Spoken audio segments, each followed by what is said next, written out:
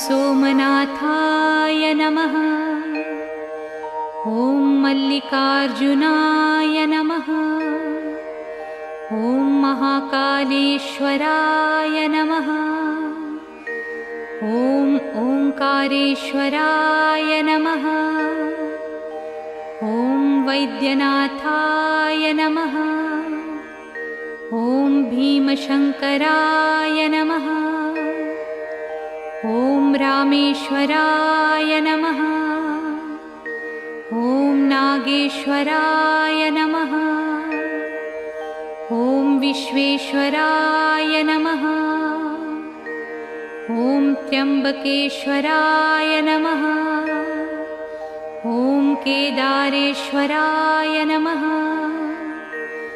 ॐ भुस्मेश्वराय नमः।